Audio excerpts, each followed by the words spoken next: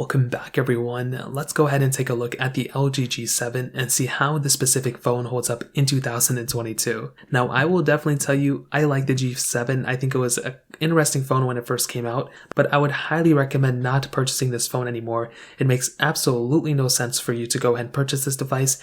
I think it was good kind of when it first came out, but it quickly became kind of a little bit of a different device, especially in that day and age. And it's kind of even more sad because the phone manufacturer who made this phone, LG, is not really making phones anymore either. They're making displays and other things, but they don't really make phones anymore. So because of that, it makes absolutely no sense for me to recommend you to buy this phone, especially considering the fact that the manufacturer of this device isn't really around with us anymore. So if you want to pick up some other phones I recommend this year, links will be down in the description. You can get them from there. You can help support the channel at the same time. Now starting off with the outside of this device, it really isn't that bad of a looking phone, and it actually feels pretty premium. This phone originally came out in 2018. This was around the same year we got the Samsung Galaxy S9. We also got the iPhone XS and XR and XS Max a little bit later in this year, but the iPhone X was still around at this time as well. So this was not a super outdated looking phone. This thing looks pretty modern to that day and age. We had a 6.1 inch IPS panel on the front, a 1440p display as well. Now, I would kind of err on the side of,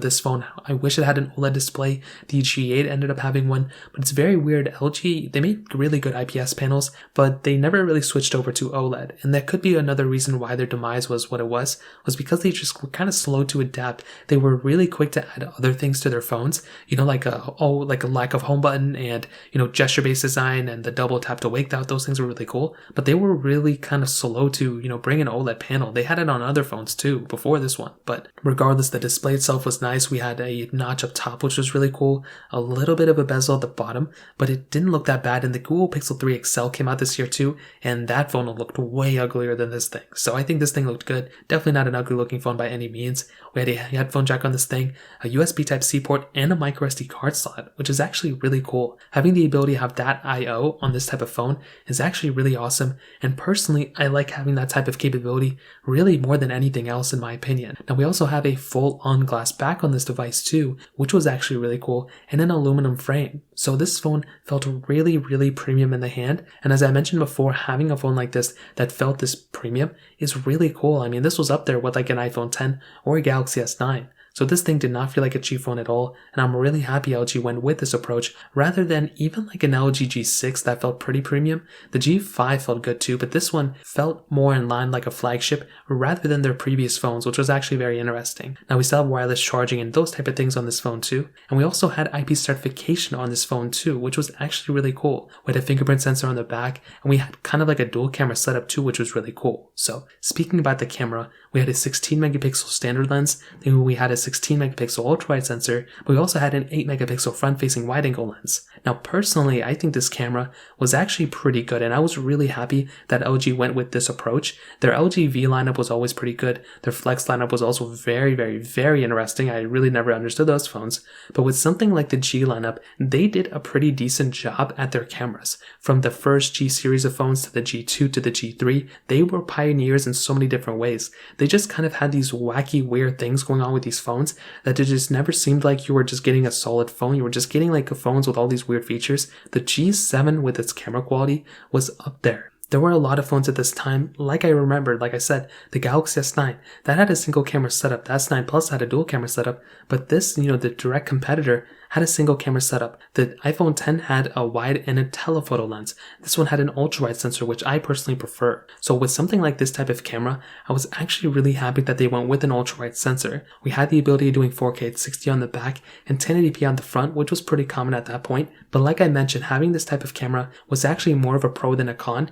And I will still say in this day and age, it's not a bad camera, but because of everything else surrounding this phone, obviously it's not that great. But I will also state that with something like a Galaxy S9, even though it had a single camera, you're kind of getting a better experience with that type of phone, which is very interesting. Typically you wouldn't think that, but you're kind of getting, more features per se on a Galaxy S9, but you're also getting something like, the better camera quality from that single lens. I like having that ultra-wide sensor, but having a really good single lens is also very interesting. And also, all these phones, the camera quality wasn't, the best at the time either compared to nowadays. So I will definitely tell you camera quality, thumbs up for me. I think it was pretty good, but in this day and age, obviously it doesn't really compete well with the, Samsungs and the iPhones that we have nowadays. Now, in terms of software, this is another kind of interesting thing about this phone. So it did start off with Android 8. It did go up to Android 10 as far as I know. But even on Android 10, I mean, that is a pretty outdated version of Android. For this day and age, having a phone that, is many, many years outdated in terms of software, it really just doesn't make any sense to go and pick something like that up anymore. But I do think with something like the LG G7, I think LG did a decent job with this type of phone with what they did. I mean, if you remember before, their UI really wasn't that amazing. They had a lot of different issues and everything like that, which I wasn't really happy about. I personally felt like something like the Galaxy, S9, for as long as that phone got supported, I was really happy with the performance of that device. But with the LG G7, I mean, it was kind of a mixed bag. It started off with decent software, ended up getting pretty decent software updates, and I thought it was like a pretty decent version of Android when it finally, kind of stopped. But I will definitely tell you, with the LG G7 nowadays, it's really not that great of a performing phone, and it's just not my cup of tea anymore. Now, in terms of performance, this device has that Qualcomm Snapdragon 845 chipset with 4GB of RAM on that base model, but it does go up to 6GB of RAM. Now, personally, as I mentioned before tons of times, the LG G7's performance wasn't bad. I think it was actually a decent performing phone. Obviously, it's not going to be the best performing phone nowadays, and there's going to be issues with it regardless, but I will always state the LG G7's performance was better than you would expect from a lot of different phones. The UI though, and this is where things are a little iffy, the UI was still really not that crazy, amazing. I mean, it was still kind of clunky here and there.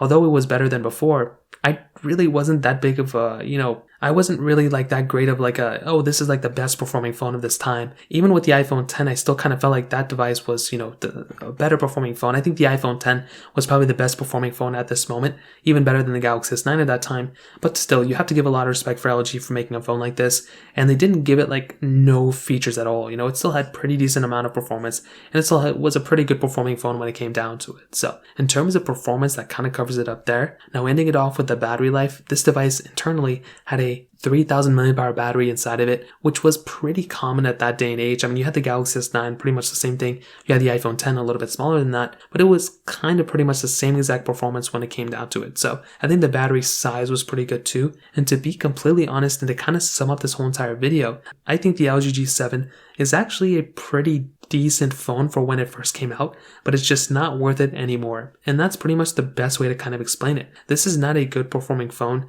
This is not a phone that I would like go ahead and like, hey, this, pick up this phone today. It's like the best performing. This is a very outdated phone, and it really makes no sense to go and pick up a phone like this anymore because it's not getting updates. It's already slow, and the amount you're going to pay for a phone like this, I mean, you can go and buy really a majority of other devices now, which will give you way better performance, not only in terms of a performance standpoint, but better battery, better build quality, better everything. There's really no point in picking up a phone like this. But even let's say this phone was perfect in every single way, the manufacturer who's making this phone isn't even around anymore. So you're not going to be getting really any development on this phone either. Even if you love this phone, there's not a really direct successor from the same manufacturer. So there's so many reasons not to buy this phone anymore, and that's kind of how I would cover it up, to be honest. If you have any other thoughts or questions, let me know in the comment section below. Hit the like button, that would mean so much, but definitely hit that subscribe button. More importantly than everything else, I love every single one of you guys. Hopefully I'll catch you guys in the next video. Peace out till then.